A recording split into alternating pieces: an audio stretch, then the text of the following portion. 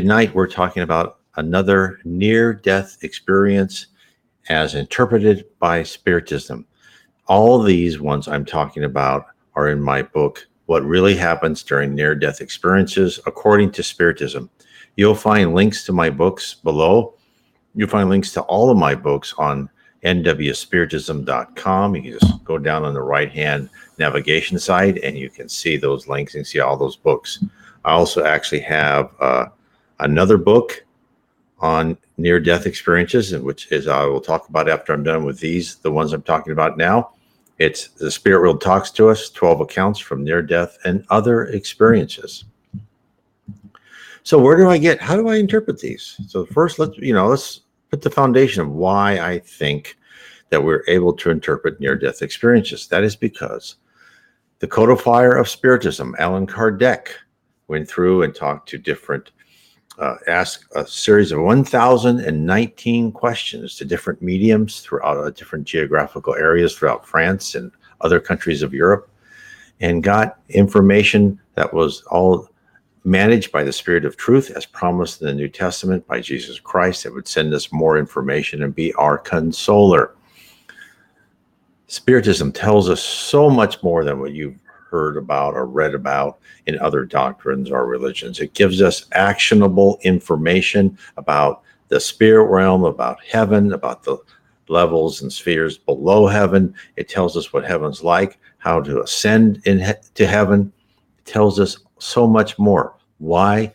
Because we are technologically and culturally ready for that information. So let's start with the NDE that we're talking about tonight. This is a very interesting one. This is Anna.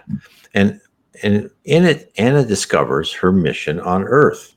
So it starts that after Anna's child was born, her doctor was called back to discover major hemorrhaging, which was imperiling Anna's life. Anna, during this hemorrhaging of blood, was transported to a pool of light where her deceased family members were waiting for her. Now, as I said before, this is interpreted, what she went through is interpreted by Spiritist doctrine. I don't judge her observations or feelings. I just provide the reasons for her experiences, what lies behind her journey into near death.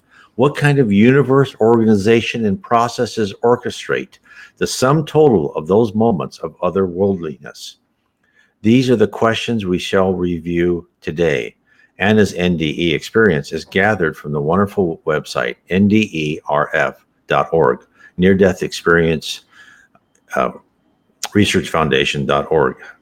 So first, she had a seemingly normal childbirth. She was able to see her newborn son. The doctor had left after a long and grueling labor. There were no signs of excessive bleeding.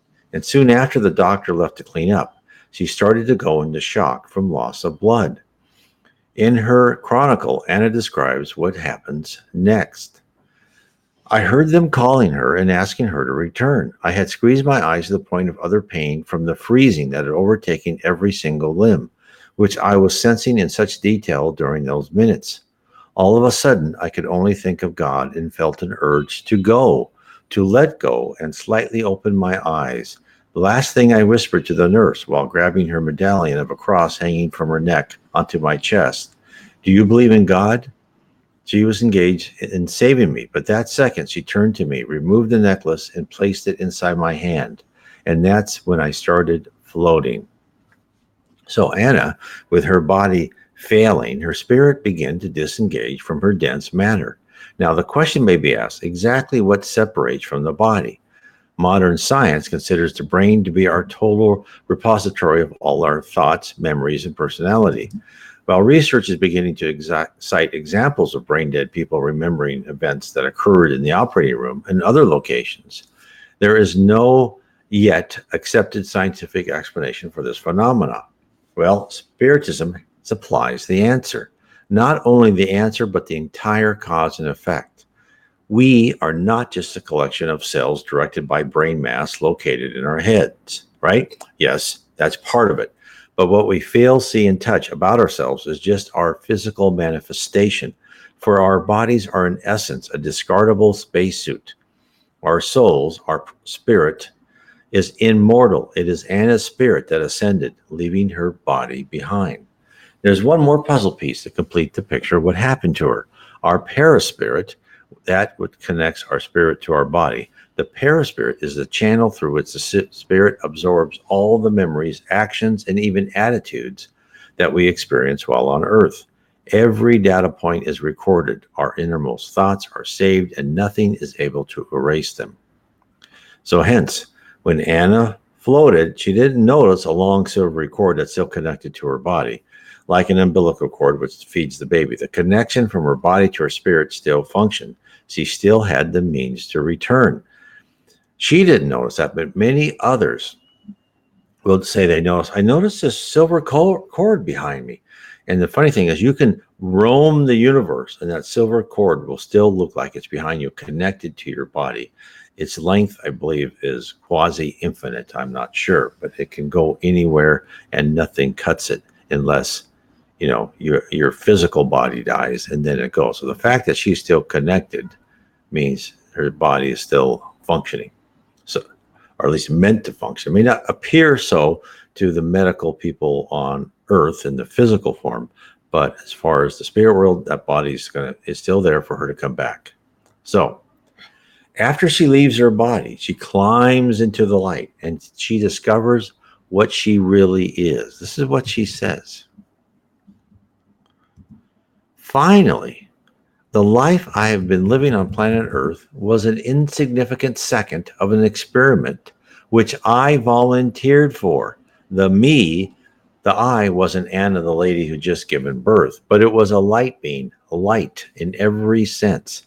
I was made of the same light as the one the pool was filled with. It sensed everything, felt everything beautiful as there can ever be, thought and understood everything, and was floating around inside the pool happily, finally back home, all in exclamation points. So she felt home, right? She felt love. She felt the light. This is what so many NDEs, near-death experiences, people say, and this is what spirits tell us. This is why in the books by Chico Xavier, he psychographed from the spirit Andre Luis.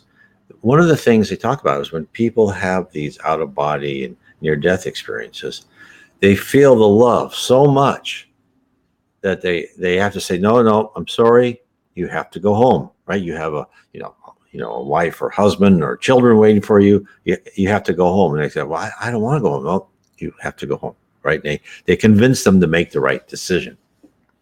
The other thing she said is an insignificant second of an experiment. So think of this really carefully. This is the time span of your life on Earth in relation to your total existence thus far. Why is that? Because now you have a window into what it feels like to be immortal. Didn't you always want to be immortal? Haven't you sometime, say, I wish I could live forever? Well, actually, you do. You will have different bodies as you go through life after life, and maybe not even a human body. It may be a human-like body on another planet because you're at your different levels and your different things you need to learn. You'll may go be sent to different planets to learn what you need to learn. So think about this. Think about that. She said an insignificant second. What does this mean? It says someday the sun will burn out and your memories of the Earth, now a dead planet, will be distant. As Anna realized, this is the manner in which you should consider your life. Whatever calamity befalls you and whatever situation you are locked into, practice viewing your life from the mountaintop.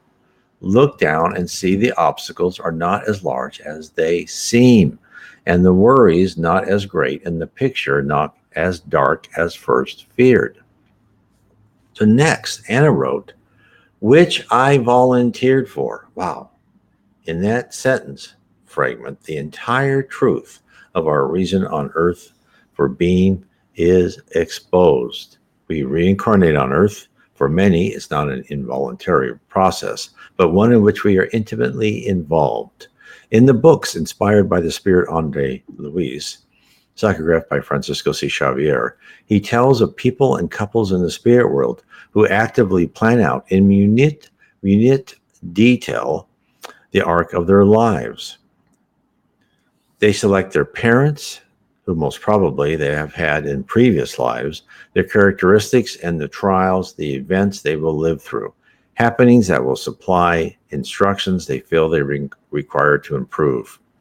Hence, the great milestones of your life are predestined, and you are the person who most likely selected them, all designed to enable you to reach your goal.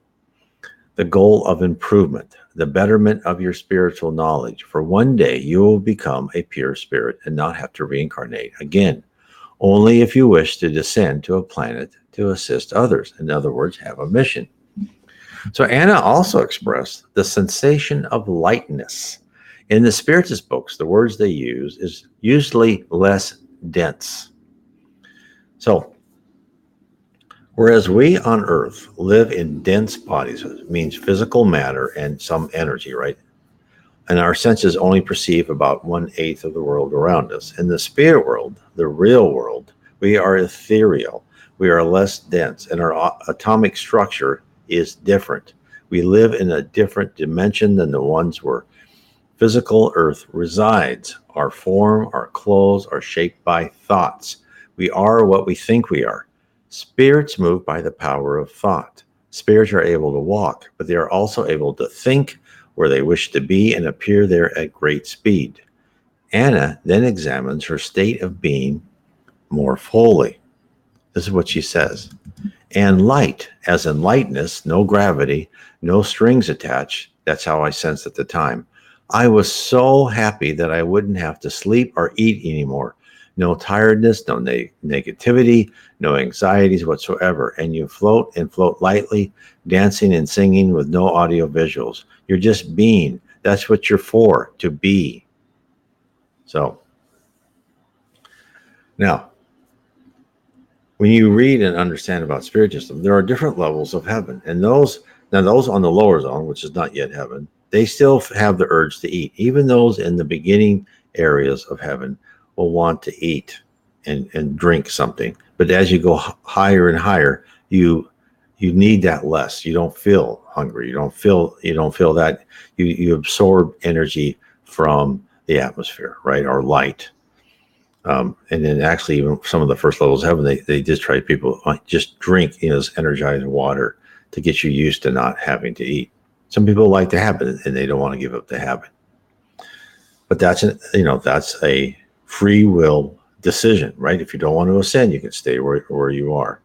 So next, she meets her family.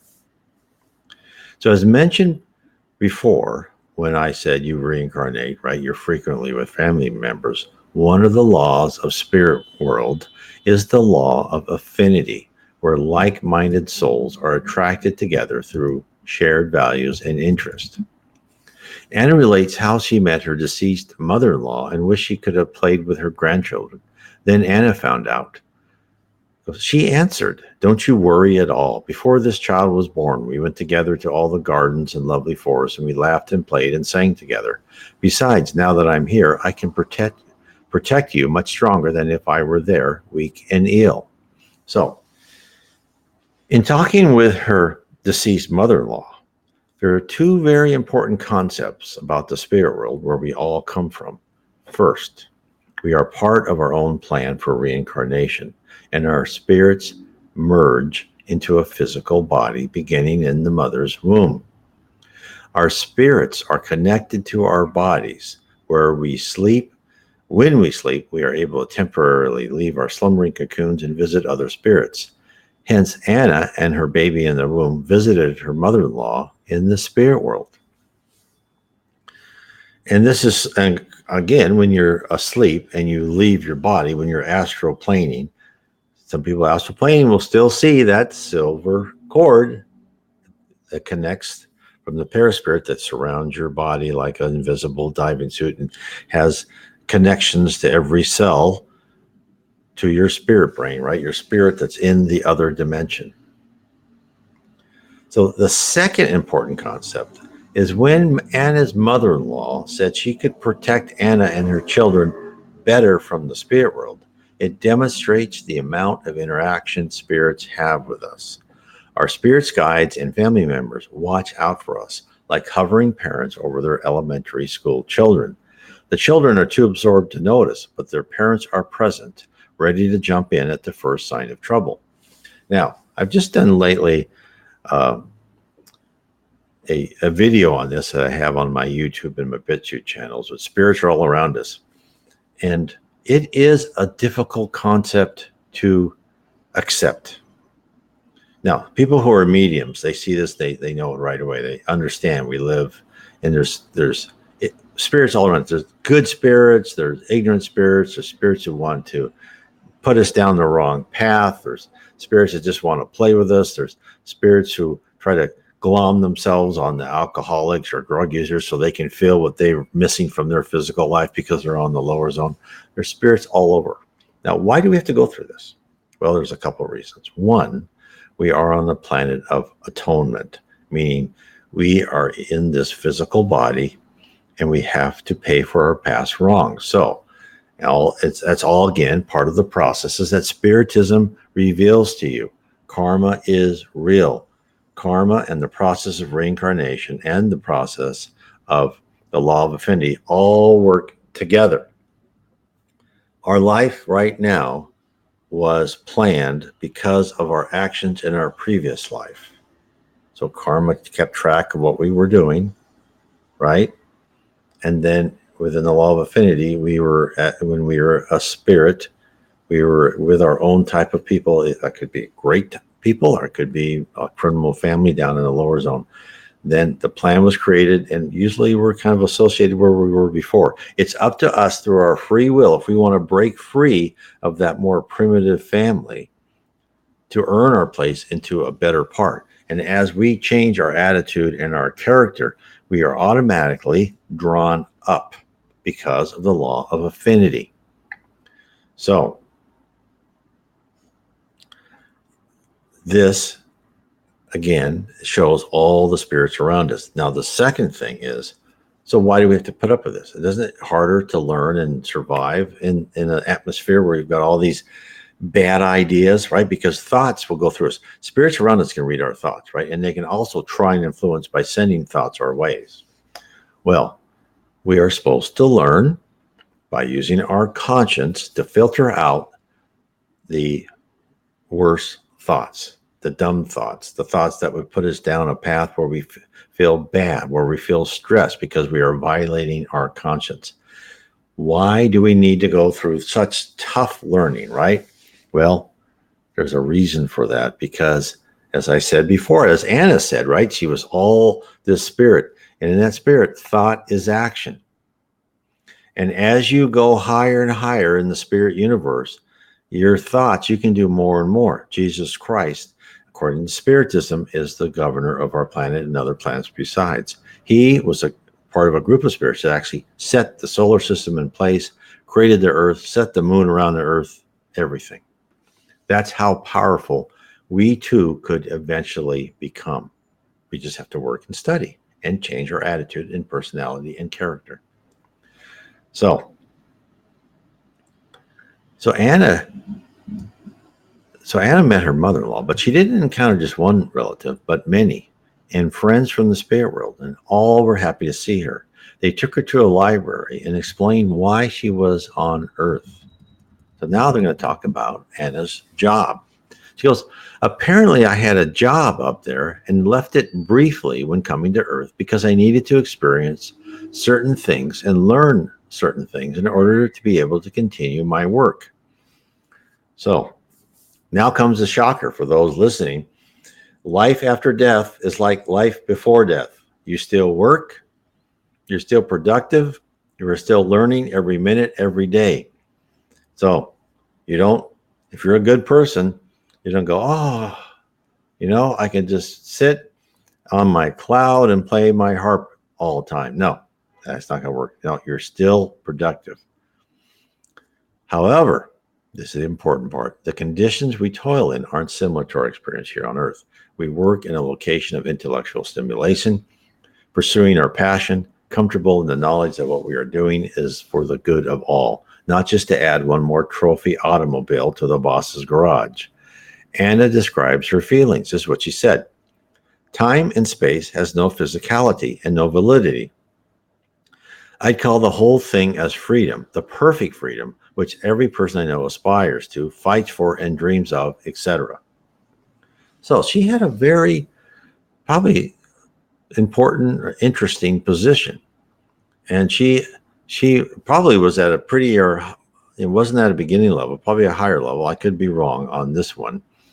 But she had, and she understood that time and space, right? Now, when she says no validity or physicality, you have to think of her. She understood. Most of us, when we go from our physical dimension, right? We live in a three-dimensional world, height, width, right? And then time moves us along, no matter if we want to be moved along or not, right? We age, etc., with time.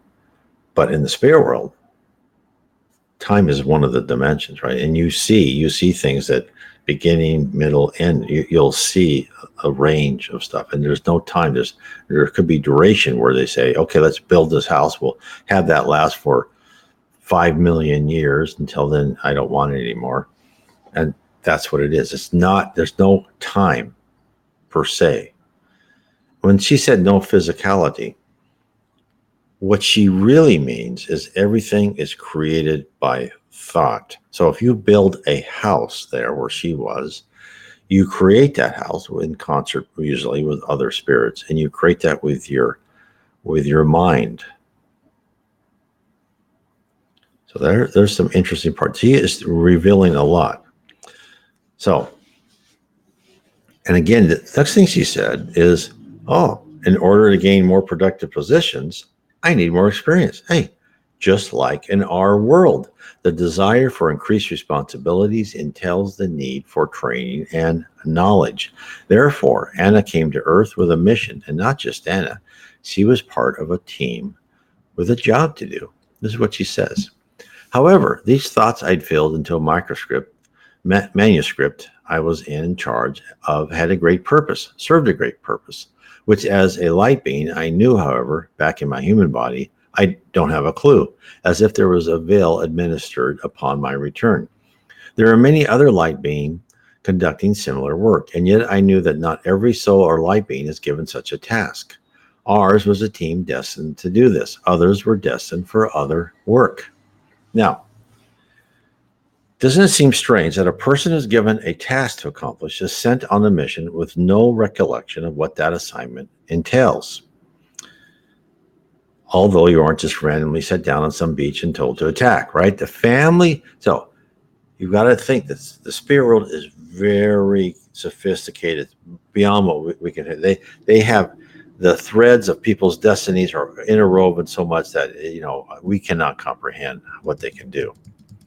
The family you are born into, the events of your life are all methodically planned to guide you to your full range of responsibilities. She would be guided without her knowledge, just like you'll see a sheepdog herding sheep, and they won't even notice that they're being pushed in one direction or another. They just feel it because there's something there and that they want to move, right?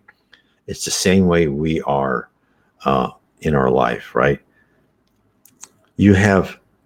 So everything's planned out and you don't know it. But also you have two items from your entire arc of your previous lives, your conscience and instincts. Your conscience has implanted all of the natural laws and your interpretation of the rules and regulations. As you live life after life, you get better. You understand the gray areas more. Your conscience gets more and more sophisticated, like a law library that gets filled out. And then your instincts will alert you when to act and move forward or when to find other avenues. So hence, you are set upon a relatively narrow road. And as you travel, you shall, without conscious knowledge, accomplish your jobs as you encounter them. You do have free will to make the wrong decisions and to to ignore all the signs of your intended work. So next, she learns about the importance of the work. And she felt so comfortable, so at home in the spirit realm. She didn't want to leave. She wanted to remain. But then she says, this is what she says. Someone was telling me, Anna, you need to go back. That moment, I felt earth-like sadness, which hurt piercingly what I'd been in that duration, that light being. And I found myself far from the pool in the library, but looking at the planet Earth from the space cosmos. And the light beings had risen next to me, pointing at the planet, and a voice asking me, look there, the planet, what do you see? I said, I see planet Earth, and I don't want to go back. This is my home. Why do you send me back there? He soothingly calmed me, all sensory, no touches, no words, and then asked again, oh, with such divine voice, an actual physical voice. Look again, what do you see now? Suddenly I saw what the voice saw. I see our planet, and there are no borders dividing countries. The borders are gone. He said, that is why you're going back. You have a mission, and that's how I came back. So, what did Anna find out? She discovers that she is part of the mission to transform our planet. According to Spiritism, our Earth is a planet of atonement, a place where we are reborn to pay for our past wrongs and to learn the hard lessons so that we may become, in time, better souls. It may take many lifetimes. Spirits who are full of love, charity, fraternity, and honest in our daily dealings. The Earth is being guided by the spirit realm to become a planet of regeneration, where there are more good than bad spirits, where wars, envy, and hate start to recede. So Anna, like all of us, are not just physical bodies with an organic conscious that will one day fail and dissolve back into carbon-based compounds. We merely use our bodies as the key to enter another world. We just use these bodies just temporarily, just like putting book covers on books, right? And we should protect them. The spirit world says, no, they'll also call people unconscious suicides, people who drank themselves to death or overdose. That's not a good thing to do. You need to be physically fit as much as possible. So a world that we're all here that serves as our college in which we take classes.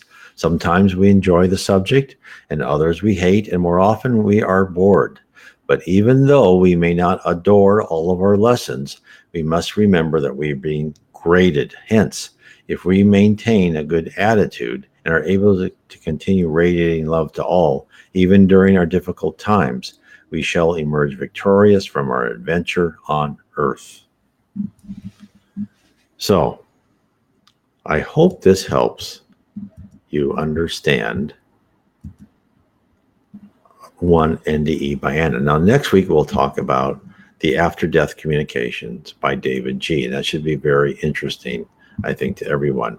Now, if you want to learn more about Spiritism and spirit world around us, well, first, you can, if you're interested in NDEs, you can certainly read my book, What Really Happens During Near-Death Experiences. What I've just talked about is in this book. You can get it on Kindle or paperback.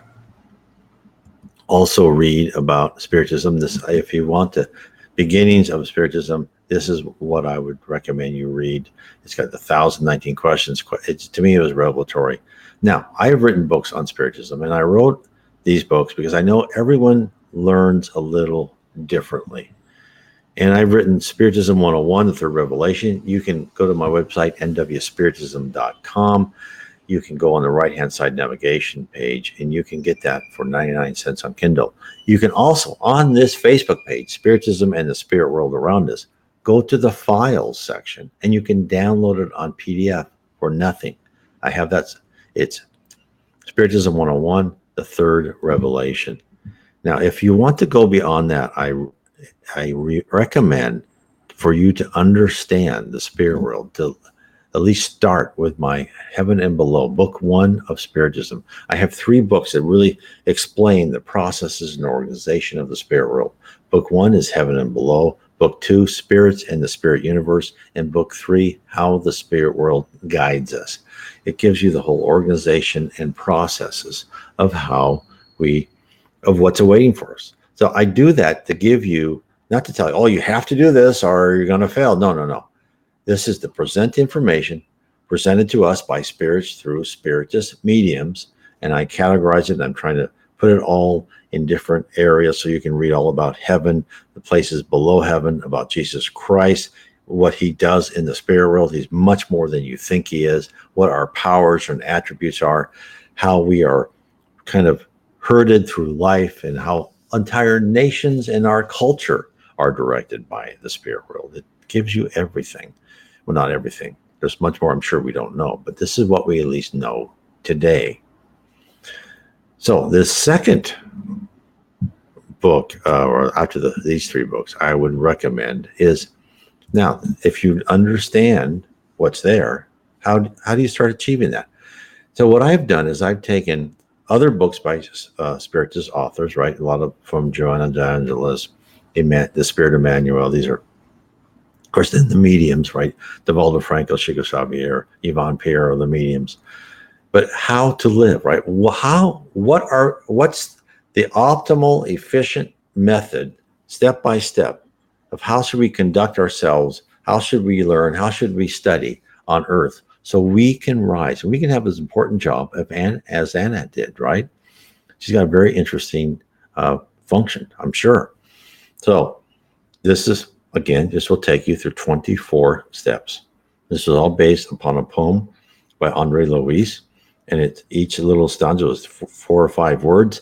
I explain what Andre Louis meant. I take different spiritist authors fully and say, okay, this is what the spirit world really wants us to do, and this is how they say we should approach it, how we should begin our climbing the stairs. Lastly, if you want to talk to a spiritist, or you want to talk to me, I'm also on the site. There's others spiritists who've had experience in Spiritism. On the site, spiritismstudy.org. You can scroll down a little bit. You can get an appointment with myself or another person. What will happen is we'll just talk to you for an hour. There's nothing you have to do. There's no money you have to pay. There's no obligation. There is absolutely nothing. You talk, I answer your questions. I kind of say, okay, do you want to learn about this? I recommend this. You can find this book on PDF. What will happen is you'll send me, an email will be sent to me, and then I'll email you back saying, yes, I can meet you at this time and date. And it will be through Skype or WhatsApp. And we can meet, kind of face to face, right? So picture to picture. So these are the things that we have for you, besides the Facebook site, Spiritism, the Spirit World Around Us. Kardec Radio also has a Facebook site. Kardec Radio has an app you can put on your Android or your Apple phone. I have a YouTube channel. So please, if you're listening to this Facebook stream, please share it on other Facebook sites. Go to YouTube or BitChute. Subscribe to my channel. Hit the bell and comment and like it if you like. Please tell your friends, because I believe with all my heart that if we can get more and more people to understand the spirit world, what is awaiting for us, the fact that we're immortal souls, the fact that we reincarnate multiple times in order to become a pure, a better spirit, that the earth will much sooner become a wonderful paradise than it should be. I want to say thank everybody and good night.